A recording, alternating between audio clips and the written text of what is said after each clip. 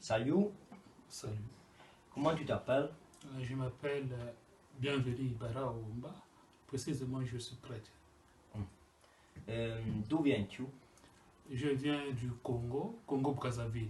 En fait, il y a deux Congos. Il y a Congo-Kinshasa et Congo-Brazzaville. Le Congo-Kinshasa est plus vaste, presque comme un continent, qu'on appelle le Congo, République démocratique du Congo. Et de l'autre côté, c'est le Congo-Brazzaville, qui est plus petit. Peux-tu faire comprendre à tout le monde qui tu es? Moi, je suis né le 27 août 1975 à Makwa, une localité située sur l'équateur qui divise deux hémisphères, à Makwa, République du Congo.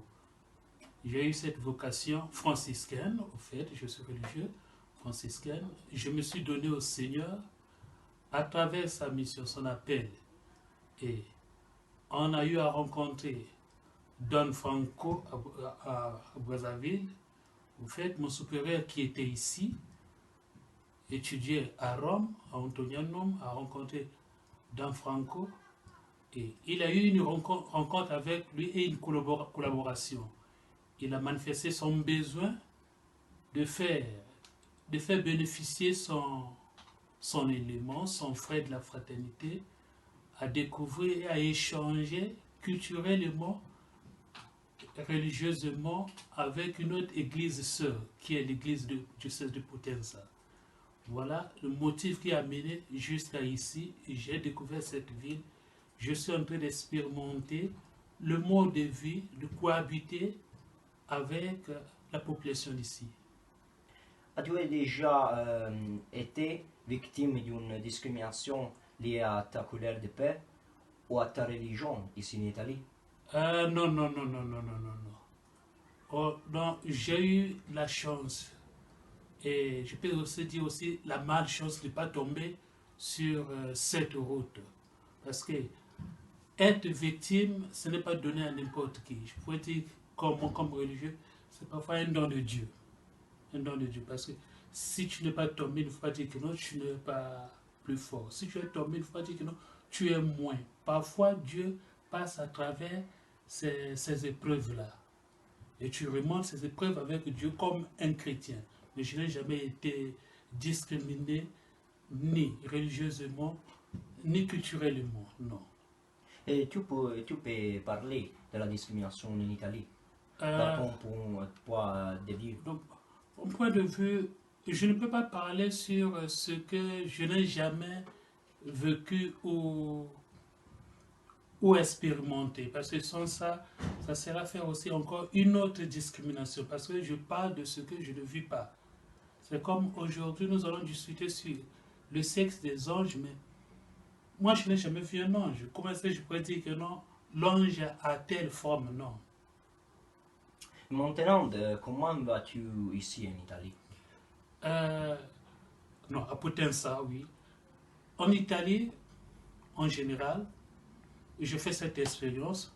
J'ai découvert cette ville très belle.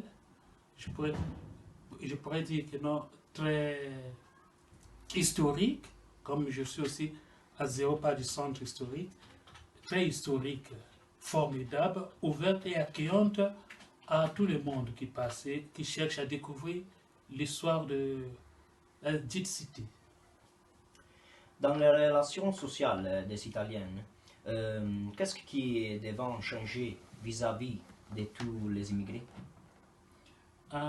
Pour la relation sociale, je crois que aujourd'hui, la culture, le monde, lorsque nous on parle de la mondialisation, le monde devient comme un petit village.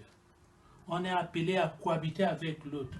Dans aucune société, j'espère, je n'ai pas fait le contour de toutes les sociétés, dans aucune société, on voit dire que non, cette société, dans cette société vivent seulement tel peuple. Il y a toujours un peuple qui vient à sa rencontre. Ce peuple, le peuple qui vient à sa rencontre, celui qui est accueilli, accueille l'autre. Et l'autre doit rentrer à l'intérieur de ce peuple. On ne peut pas être égoïste pour dire que nous vivons seulement entre nous. Non, c'est impossible. On doit ouvrir les portes comme certains saints-pères ont dit, ouvrir largement des portes aux autres aussi de venir. Nous devons cohabiter ensemble. La cohabitation est nécessaire et c'est une obligation. Oui, oui, c'est d'accord. Merci pour ton temps dans le milieu. De rien. C'est moi qui dois vous remercier. On pense qu'il doit vous remercier parce que j'ai partagé cette expérience aussi qui vient de mon cœur. Merci. De rien. Merci. Salut. Salut. Comment tu t'appelles? Je suis l'abbé François Corbeau. Peux-tu faire comprendre à tout le monde qui tu es?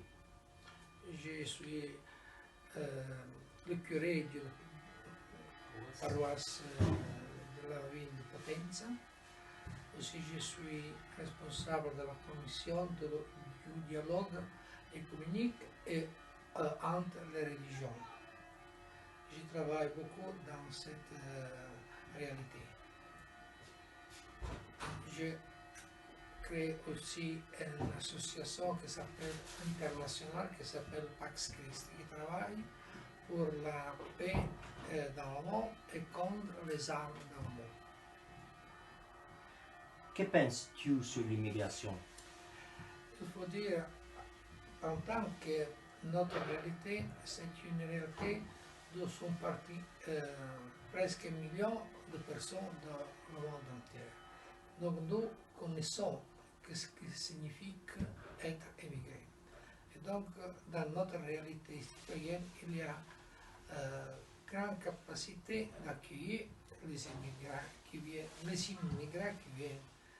surtout maintenant de l'Afrique. Mais il y a le problème que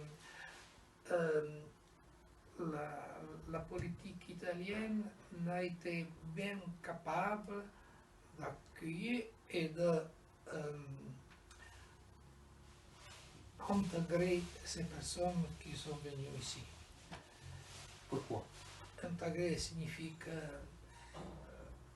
faire connaître l'italien, la culture italienne, signifie aider à trouver travail, parce qu'il y a la possibilité de trouver travail, ce travail que les Italiens ne veulent pas faire, c'est-à-dire le travail plus dur, moins payé, mais bon pour vivre. Dans la relation sociale des Italiens, qu'est-ce qui devait changer vis-à-vis de tous les migrés? Qu'est-ce qui devait changer vis-à-vis de tous les migrés? Je pense que lorsqu'il y a la connaissance directe vis-à-vis des personnes, on accepte les immigrés.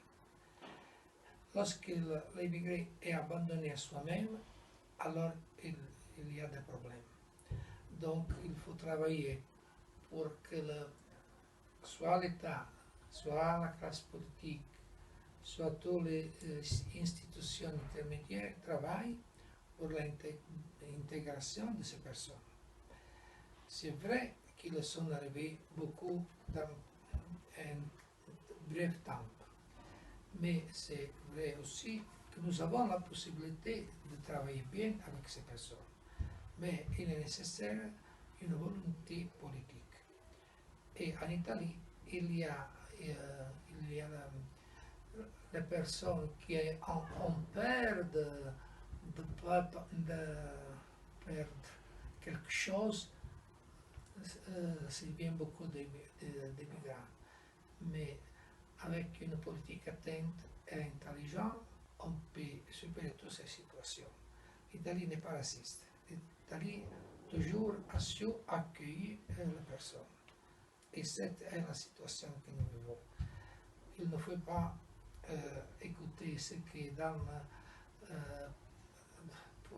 les signes politiques, quelques politiques disent à la télévision ou dans l'assemblée qu'il fait. Parce que c'est travailler sur les personnes plus faibles, avec une culture faible, qui facilement peuvent être orientées dans l'a choisi de son politicien différemment. Mais où il y a un petit peu encore, ces manipulations de la personne n'est pas possible. Mais il y a la tentative de faire cette manipulation. Merci pour ton temps. Il n'y a pas de temps. Bon travail et bonne Merci. étude. Merci. Lorsque tu reviens nous voulons savoir ce que tu as fait en France. Merci.